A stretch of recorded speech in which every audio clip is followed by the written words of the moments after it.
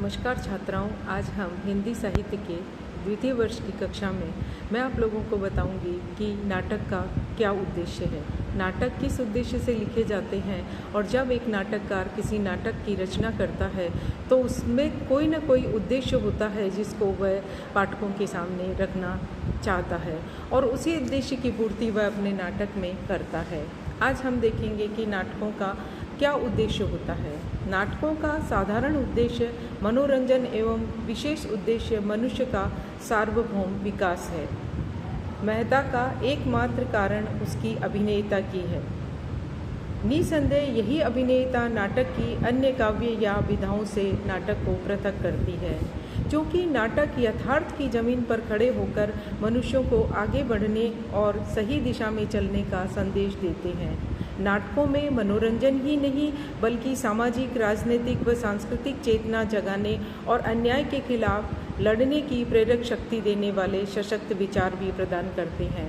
इसलिए हम कह सकते हैं कि नाटक केवल मनोरंजन के लिए नहीं लिखे जाते हैं बल्कि समाज में चेतना को जागृत करने के लिए, चाहे वो सामाजिक हो, राजनीतिक हो या सांस्कृतिक हो, विभिन्न प्रकार के नाटक लिखे जाते हैं जो हमें प्रेरणा प्रदान करते हैं कि हम जो स्थितियां हमारे सामने उपस्थित है उन स्थितियों से लड़ने के लिए हम सशक्त हो पाएँ और यह विचार ही नाटक की आत्मा माने जाते हैं।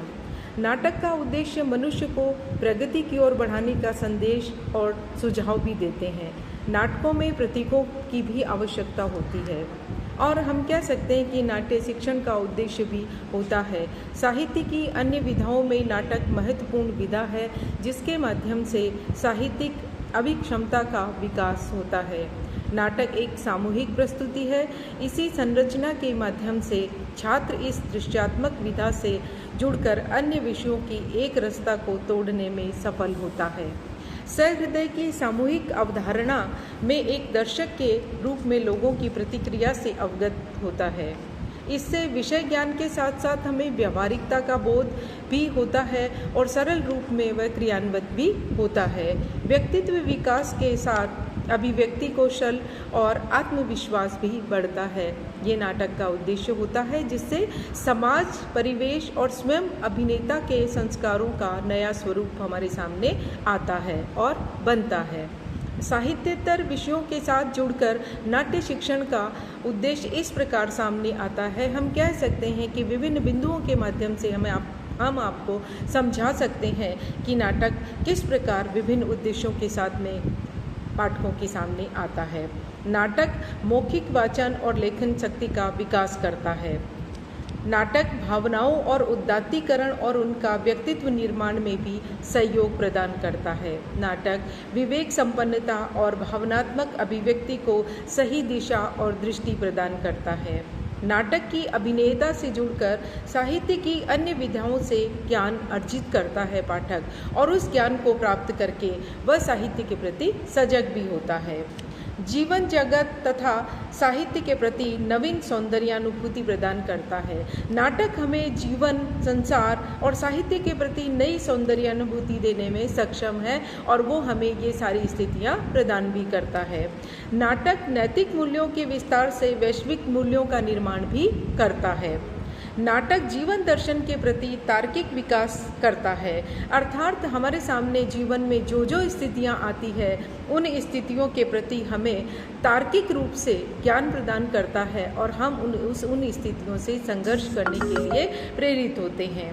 नाटक पारंपरिक संस्कार तथा संस्कृति, दर्शन, इतिहास, समाजशास्त्र से नई पीढ़ी को अवगत कराता है तथा उनके बीच उदार दृष्टि को भी विकसित करता है।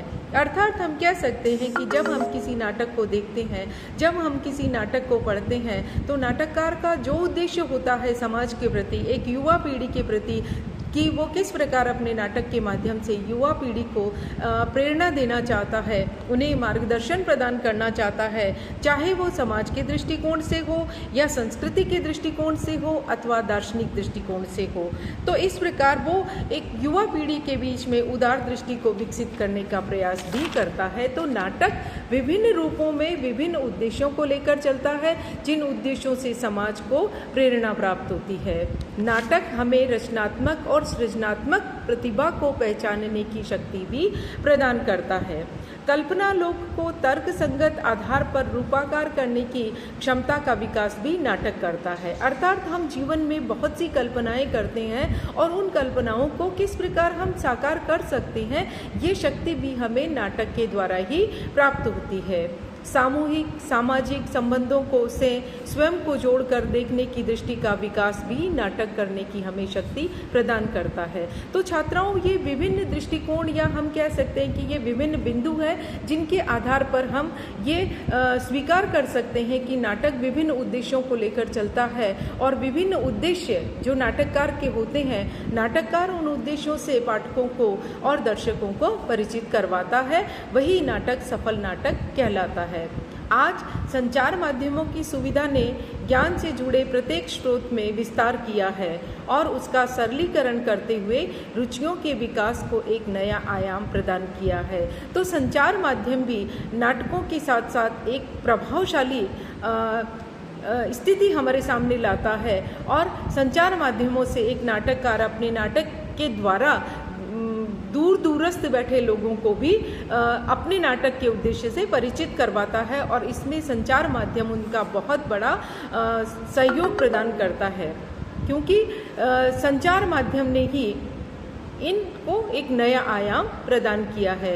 यही कारण है कि यह विधा अपने पे एकांगी न होकर साहित्य के सभी विषयों से जुड़ती है और निरंतर जुड़ती चली जाती है। तो छात्राओं, मैंने आप लोगों को बताया कि नाटककार के बहुत से उद्देश्य होते हैं जिन उद्देश्यों को लेकर के वो चलता है और अपने उद्देश्यों से समाज को परिचित करवाता है। तो हम देखते हैं कि एक नाटक जब हमारे सामने आता है, एक नाटककार के द्वारा लिखा जाता है, तो वो विभिन्न बिंदुओं को दर्शकों और पाठकों के सामने रखता है और अपने उद्देश्य से संपूर्ण समाज को परिचित करवाता है और इसी उद्देश्य को लेकर वह चलता है और जब वह इसमें सफल हो जाता है तो वह रचना अपने आप में सफलतम रचना की श्रेणी में आ जाती है। तो छात्राओं, आज की कक्षा में मैंने आप लोगों को बताया कि एक नाटक का उद्देश्य क्या होता है।